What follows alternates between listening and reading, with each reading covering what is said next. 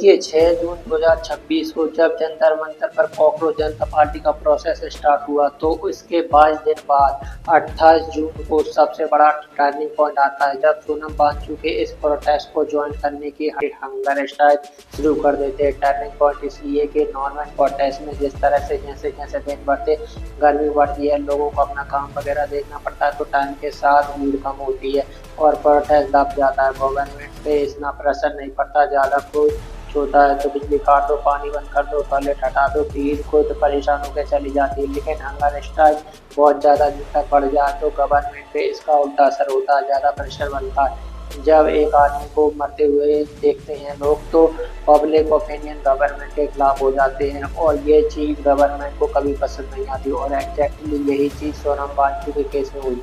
12 जुलाई के बाद जब सोनम वांगचुक की हंगर स्ट्राइक 2 ही वर्ष किए थे तो बीजेपी गवर्नमेंट के ऊपर लोगों का प्रेशर पड़ा तो गवर्नमेंट के सामने वांगचुक को ऐसी छोड़ नहीं सकती थी। डे बाय डे लोगों की सिंपैथी वांगचुक के साथ जा रही थी और अगर गलती से भी उनको कुछ हो जाता तो एक अवार्ड विनिंग एक्सीडेंट गवर्नमेंट की आंखों के सामने देश की राजधानी में भूखा मर गया, ये लाइन बीजेपी गवर्नमेंट को कभी पीछे नहीं छोड़ती। और दूसरे ऑप्शन में जबरदस्ती करके टेंट वगैरह हटा दिया जाता, सबको भगा दिया जाता तो एक 60 साल का आदमी जो वायलेंस नहीं कर रहा था, शांति से लेटा हुआ, उससे गवर्नमेंट से और ज़्यादा गुस्सा होते। तो तीसरा ऑप्शन ये था धर्मेंद्र प्रधान को रेजिग्नेशन करवा दो, सब अपने आप बंद हो जाएगा।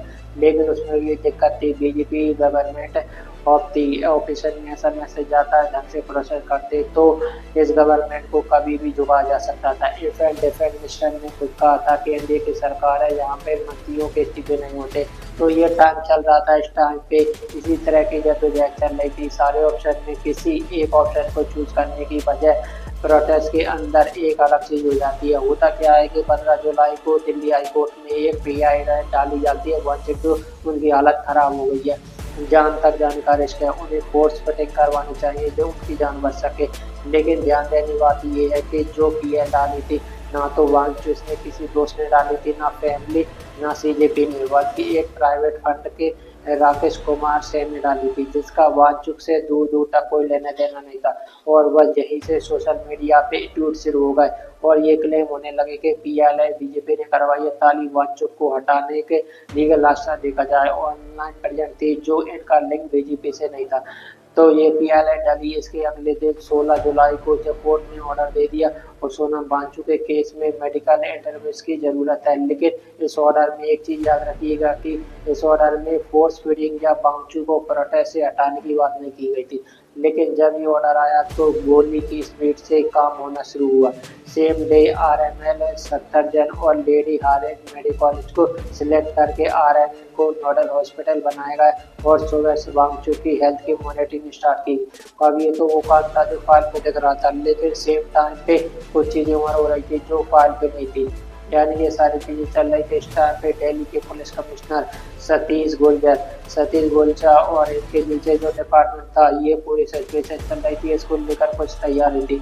अब वो तैयारी क्या थी ये भी बाहर नहीं आया, लेकिन तैयारी चल रही थी। इसी से रिलेटेड कुछ डिटेल थी वो डिपार्टमेंट से लीक हो जाती है। अगले ही दिन 17 जुलाई को यूनियन होम मिनिस्टर में सतीश गोलचा को हटा के उनकी जगह आईबी के स्पेशल डायरेक्टर अनुराग कपूर को दिल्ली पुलिस के कमिश्नर बनाएगा। सतीश गोलचा जो 10 और 2027 का एक कमिश्नर को ऐसे बीच में हटाया जाना नॉर्मल चीज नहीं है। इस इंटेलिजेंस से इस पूरी सिचुएशन की इमरजेंसी समझ सकते हैं। आम आदमी पार्टी के संजय सिंह ने डायरेक्ट एलिगेशन लगा दिया कि ये वांगचुक को अरेस्ट करवाने के लिए किया जा रहा है। अब 16 जुलाई को कोर्ट का ऑर्डर आता है।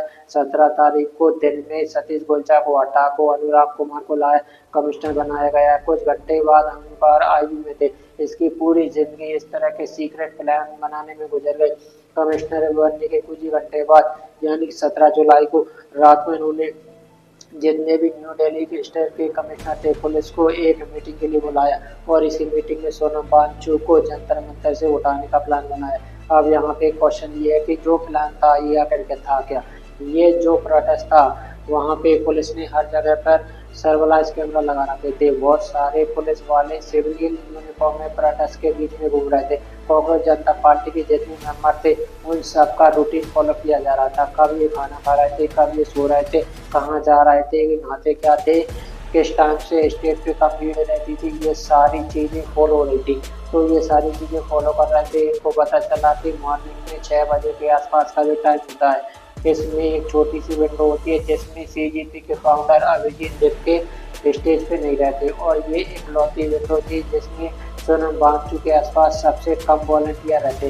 तो एज पे इंडिया टुडे मॉर्निंग के इसकी टाइमिंग को सिलेक्ट किया जाता सोनम वांगचुक को उठाने के लिए, मेडिकल इंटरवेंशन के लिए। अब यहाँ से टाइम सेलेक्ट हो गया, तो इसके बाद सबसे इम्पोर्टेंट चीज़ थी इस पूरे ऑब्सेशन को सीक्रेट रखना। तो इसके लिए हायर अथॉरिटी जो है, इन्होंने क्या किया कि सेम टाइम पे यानी कि 17 जुलाई को 11 बजे न्यू दिल्ली डिस्ट्रिक्ट के जितने भी एसएचओ थे उनके पास एक मैसेज भेजा कि 20 तारीख से पार्लियामेंट का सेशन शुरू हो रहा है, तो इसके लिए आप सब लोग अपने 10-10 पुलिस वाले लेकर मॉर्निंग में 3 बजे पार्लियामेंट डिस्ट्रिक्ट थाना जो है वहाँ पे पहुँच जाए। तो तब ये मैसेज डाला गया, तो 11 बजे के करीब डाला गया था ये मैसेज। इसी सबके बीच 1 घंटे में 12:03 पे परोटा साइड से सोनम वांगचुक ने भी एक वीडियो अपलोड कर दी जिसमें उन्होंने कहा कि 20 जुलाई को सब लोगों को इकट्ठा होकर पार्लियामेंट की तरफ मार्च करना। तो इसके कुछ ही देर बाद 3 बजने वाले थे। जैसे ही मॉर्निंग में 3 बजते उस समय 18 जुलाई हो चुकी थी।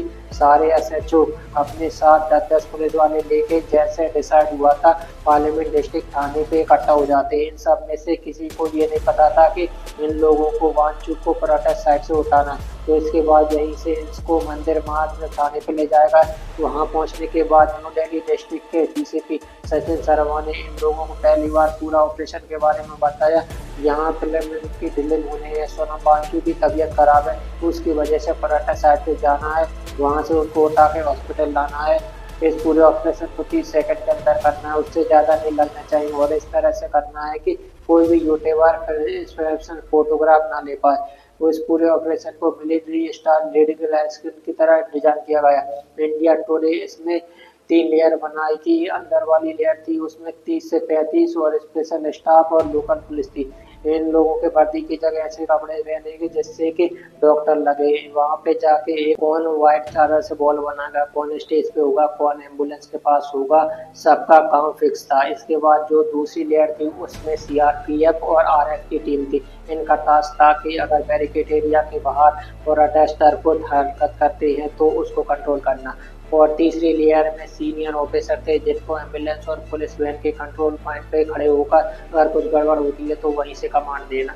और इसके बाद एग्जिट प्लान था कि ट्रैफिक पुलिस को भी इंस्ट्रक्शन दिए गए थे कि परोटा साइड से लेकर सफदरजंग हॉस्पिटल तक जब तक ऑपरेशन चलेगा पूरा रेट क्लियर रहेगा, ट्रैफिक नहीं रहेगा, कोई रेड लाइट नहीं रहेगी। तो ये सारी चीज़ें ट्राई होने के बाद 1-2 घंटे पूरा प्लान की मॉनिटरिंग करते हैं और 5 बजे deputy commissioner of police new Delhi ये फाइनल ब्रीफिंग देते हैं। और ये ब्रीफिंग देने के बाद एम्बुलेंस और फौज जामर पूरी टीम धीरे धीरे करके पराठा साइड पे पहुंचने लगती है। और पराठा साइड पे पहुंच के ये लोग अभिजीत दिप्के का पराठा साइड से उठकर जाने का वेट करते हैं। इसके साथ एक और सीनियर थे जिसके पराठा साइड पे कैमरा लगे थे, उनसे ये सारी चीज़ें लाइव देख रही थी। अब ये सारे लोग वेट कर रहे थे मॉर्निंग में। तो 6:30 पे अभिजीत दिप्के स्टेज से उठते हैं और थोड़ी दूर पे ही झंडे वाले मैदान में इनफर्स अनीस के घर की तरफ निकल जाते हैं। अभिजीत दिप्के के निकलते ही पूरे एरिया में गूंज रेमर से मोबाइल इंटरनेट बंद कर दिया जाता है और स्पेशल स्टाफ लोकल पुलिस की एक टीम स्टेज की तरफ पहुंचती है। और सेम टाइम पे दूसरी टीम दिप्के जिस घर में गए थे वहां पे जाकर दिप्के को हाउस अरेस्ट कर लेती है। अब ये पूरी टीम सिविल ड्रेस में स्टेज पे चढ़ी तो शुरू में लोगों ने लगा कि ये रेगुलर हेल्थ चेकअप के लिए आए हैं। तो ये स्टेज पे चढ़ने के बाद व्हाइट चादर से बॉल बना के वांगचुक को उठाना स्टार्ट करते हैं। तो उस टाइम पे लोग रजिस्टर करना स्टार्ट करते हैं। कुछ लोग मोबाइल से वीडियो की बनाने की कोशिश करते हैं, मोबाइल छीन लेते हैं। वहाँ पे बताया कि वहाँ पे झड़प हुई, उनको मारा गया। ये इमेज में देखिए, ये व्हाइट शर्ट से चादर से बॉल बनाई है, इस साइड एम्बुलेंस वेट कर रही है और ये कुछ डॉक्टर के कपड़ों में घूम रहे हैं। प्लान ये था कि पूरा ऑपरेशन 30 सेकंड में होगा, लेकिन 30 सेकंड की जगह 2 मिनट से ज़्यादा लग गए इस ऑपरेशन में।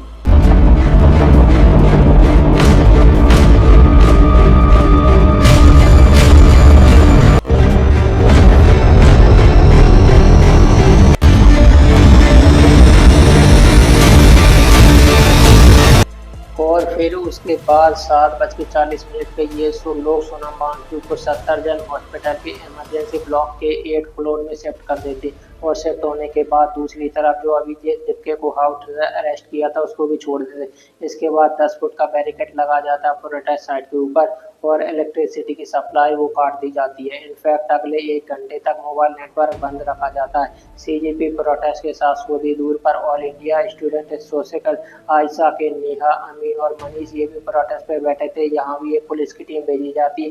तब तक इन लोगों को पता चल चुका था कि आम कपड़ों में पुलिस वाले हैं, तो इन लोगों ने ह्यूमन चेन बनाकर उन लोगों को ले जाने से रोक दिया। सोनम वांगचुक सफदरजंग हॉस्पिटल में थे। उसी हॉस्पिटल में उनकी वाइफ भी पहुंचती है और पहुंचने के बाद उनको सोनम वांगचुक का प्रोटेक्शन लेवल जो है 2.9 बताया जाता है। अब क्वेश्चन ये है कि जो 2.9 पोटेशियम लेवल है ये नंबर इम्पोर्टेंट क्यों है? पोटेशियम बहुत ज़्यादा दिल के लिए बहुत खतरनाक होता है। तो इस सिचुएशन में वो नंबर होता है जो डिसाइड करने वाला था कि जो मरीज है वो हॉस्पिटल में रखना जरूरी है या नहीं।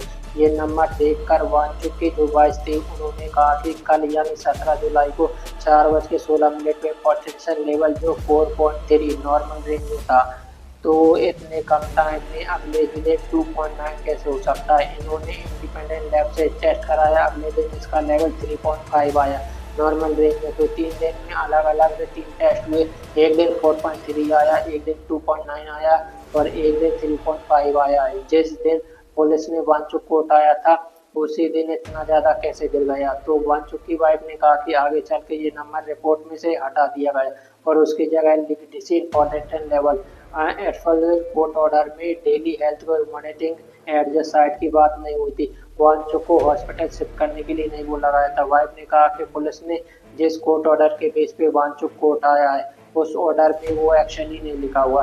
वांगचुक के भाई का यही लीगल आर्गुमेंट था कि मेडिकल मॉनिटरिंग अलाउड की गई है, हॉस्पिटल के अंदर ऐसे बिना मर्जी को उठाने के नहीं लिखा गया, ये इलीगल है।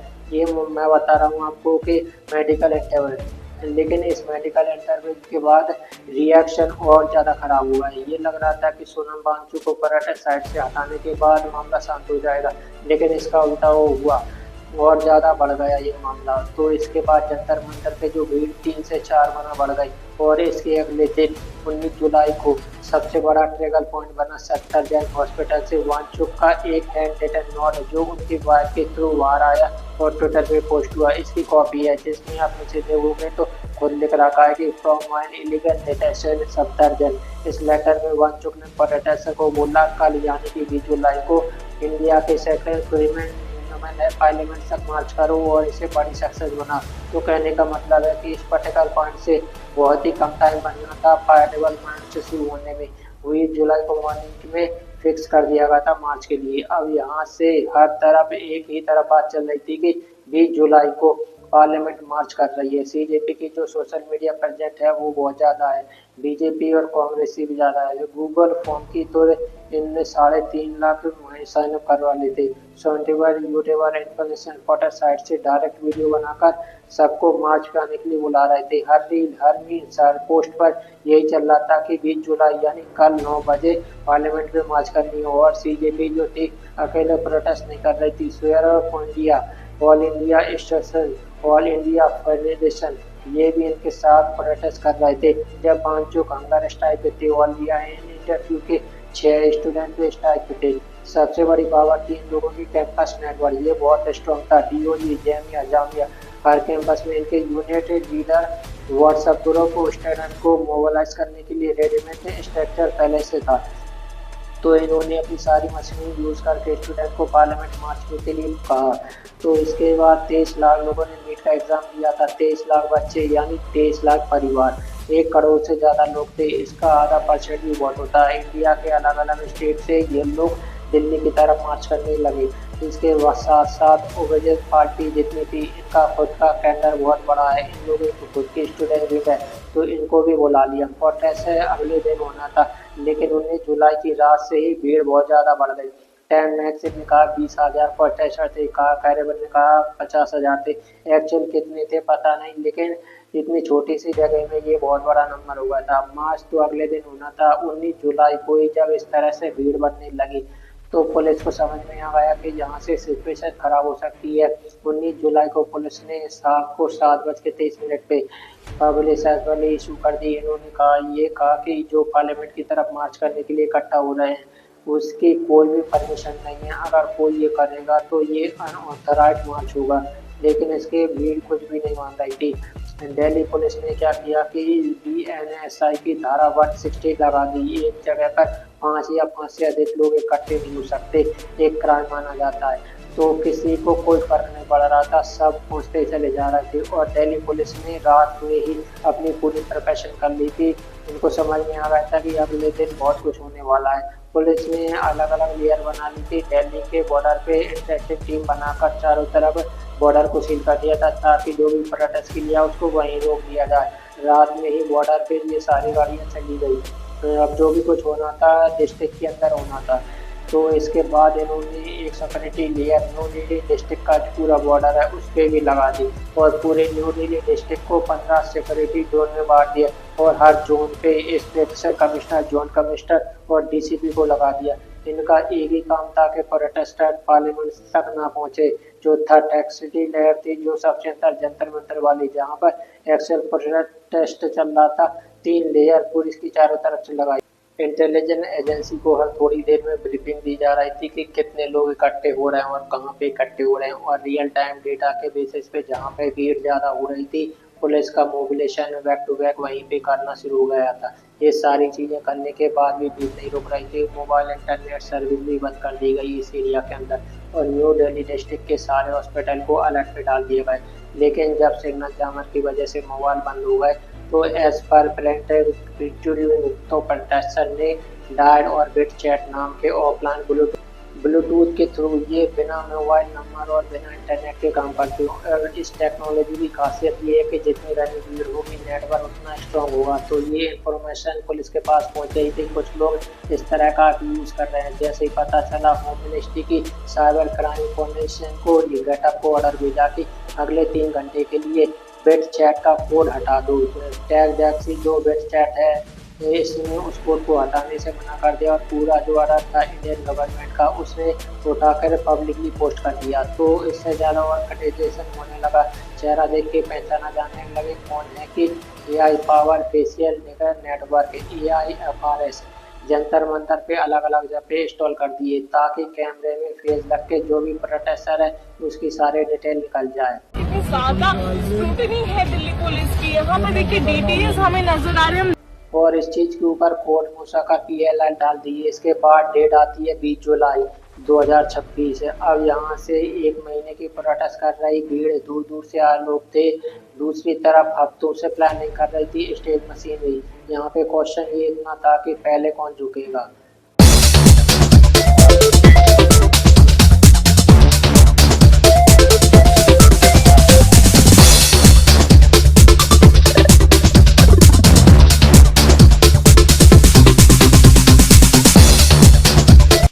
अब इसी टाइम पे जंतर मंतर पे एक पत्थरों से भरा हुआ ट्रक खड़ा मिलता है। दिल्ली के बैचू बीच जहाँ पे पुलिस की बैरिकेडिंग है, पत्थरों के साथ ये ट्रक पहुंचा गया से इसके CGP ने एलिगेशन लगा के पत्थरबाजी के केस में फंसाने के लिए पुलिस ने ये किया। ट्रक था, इसका नंबर था HRS 60E685। इसकी इंक्वायरी की गई तो ये ट्रक 4 दिन पहले 16 जुलाई को एक केस के अंदर दिल्ली पुलिस ने सीज किया था। इसे FIR की कॉपी है।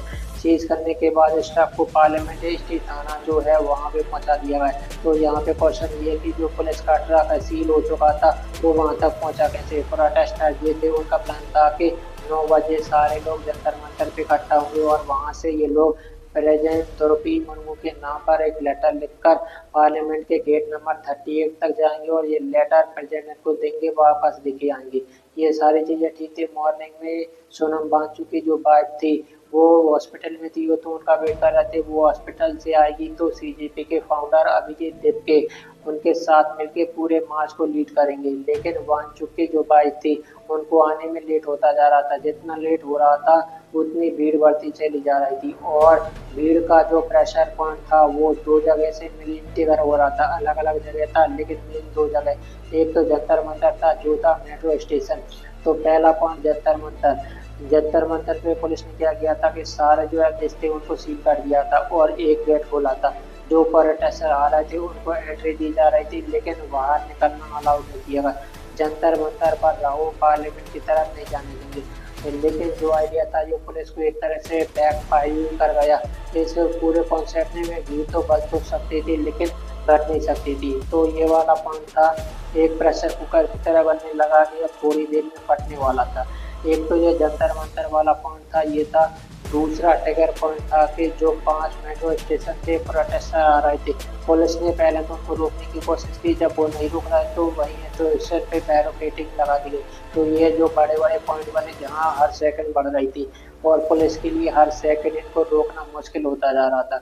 ये जो इमेज आज देखोगे, पार्लियामेंट तक पहुंचने वाली जितनी भी रोड है इस पे डॉट लगा हुआ है, उस पे सारे बैरिकेडिंग है। तो अब इसके थोड़ी देर बाद ही वाचू की वाइफ जो है वो 10 बजे जंतर मंतर पे पहुंच जाती है और फिर सीजेपी के फाउंडर अभिजीत दीप के जो स्पीकर अपना आंसर तोड़ के अनाउंस करते हैं कि संसद मार्ग की तरफ चलो। ये बोलने के तुरंत बाद अभिजीत दीप के जो स्टेज के पीछे की तरफ गए, तो कुछ लोगों का कहा कि अभिजीत को फॉलो करना है। तो भीड़ का एक ग्रुप दीप्के के पीछे तरफ ले गया और दूसरा ग्रुप जो मेन गेट की तरफ था वो अलग डायरेक्शन में बढ़ने लगा। दूसरा मेट्रो की तरफ भीड़ को रोक रही थी। ये मार्च वाली बात जहाँ तक पहुंची तो वो लोग भी कंट्रोल से बाहर हो गए और आगे बढ़ने लगे। लेकिन इससे सबसे बड़ी दिक्कत ये थी, जो लीडर थे जिनको मार्च लीड करनी थी वो वांचुक हॉस्पिटल में थे, दीप के पीछे साइड रह गए थे, बाद में ट्रक में आ गए। सौरभ दास, आशुतोष रंका, जेपी नड्डा के पास थे। सारे ऑफिसर लीडर कहाँ गए वो पता नहीं चला। ये लीडर मैन थी, उनको कुछ समझ में नहीं आ रहा था कि यहाँ से भीड़ ने क्या किया कि जो जिस लोकेशन में था वहीं से बिना किसी कोऑर्डिनेशन के पार्लियामेंट की तरफ पहुँचने लगा। और यही वो पॉइंट था करीब 11 बजे जब सारी चीज़ें हाथ से बाहर हो गई। सबसे पहले बैरिकेड तोड़ के प्रोटेस्टर एसबीआई बिल्डिंग को क्रॉस करने लगे। 11:15 पे स्टेट पुलिस के बैरिकेड के आगे निकलते 11:35 पे पटेल चौक, 11:54 केरला हाउस, और यहीं से भीड़ आउट ऑफ कंट्रोल हो गई और पुलिस ने लाठीचार्ज शुरू कर दिया। तो पहली चीज, पुलिस की प्रिपरेशन इस तरह की होनी चाहिए थी, ये नौबत ही ना आती।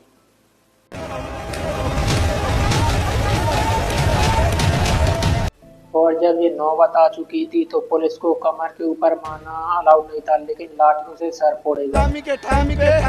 गोली मारी, किसी का पैर टूटा, कई बेहोश हो गए। एक होता है डंडे से डरा के भीड़ को दूर करना, एक होता है खून तक निकालना। चलना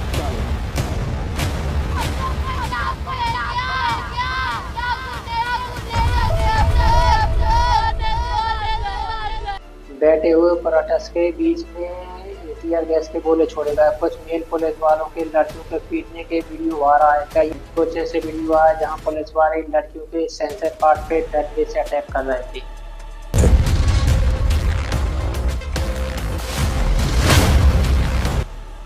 और कुछ लोग सिविल ड्रेस में मार रहे थे। क्यों मार रहे थे, कौन थे ये तो कुछ पता नहीं चल रहा था। और ये सारी चीजें करने के बाद भी पुलिस बैरिकेडिंग सबको हटा के जो प्रोटेस्टर थी सेंसर 700 मीटर अशोक रोड और संसद मार्च के इंटरसेक्शन तक पहुंच गए थे। इनको रोक तो लिया गया लेकिन हर तरफ की क्रॉस हो गया।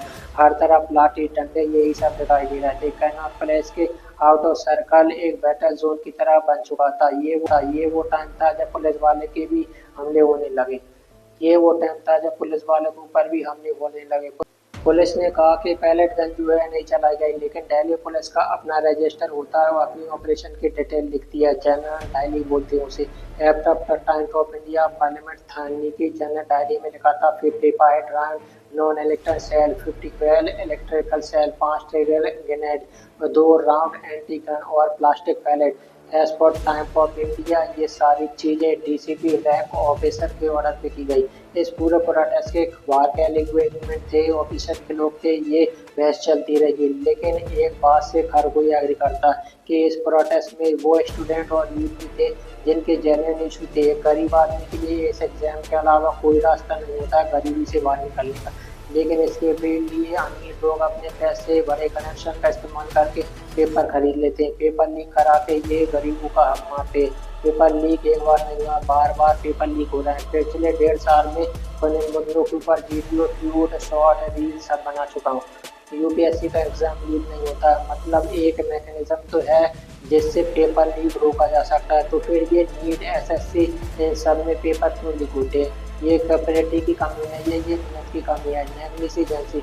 गवर्नमेंट चाहे तो ये अगले दिन ही बंद हो जाएगा, बस इंटेंट की बात है। और पेपर लीक होना कोई छोटी मोटी बात नहीं है। ये एक नीट पेपर लीक से रियल एग्जाम है, टू स्टूडेंट का कोचिंग टाइम, इन सबको मिला दो तो देश का 2000 से 5000 करोड़ तक का नुकसान होता है। अब कोई भी सर्वे करा लीजिए, स्टूडेंट फर्स्टेज से है और इनकी कोई बहुत बड़ी डिमांड नहीं है। इनका इतना कहना है कि हमारी जो मेहनत है उसका इंसाफ दे दो, बदले में इनको क्या दे रहा है? लाठियाँ, आंसू गैस और वो बर्ताव जो किसी क्रिमिनल के साथ ना किया जाए। अगर उसमें वार का एलिमेंट घुस भी जाए तो गवर्नमेंट के पास उस लेवल की कैपेसिटी होनी चाहिए, वो ना घुस पाए, किसी जनमने के लिए भी प्रोग्रेस ना कर पाएगा। ये हेडलाइन जो है निपट जाएंगी, ये हैशटैग उतर जाएंगे, ये वीडियो बना रहा, ये भी बना रहा हो जाएगा, सब भूल जाएंगे। लेकिन वो बच्चा जिसका पैर टूटा, वो लड़कियां जिसके साथ सलूकी है, वो हमेशा याद रखेगी कि सरकार के दरवाजे पे उनके साथ पुलिस ने क्या किया।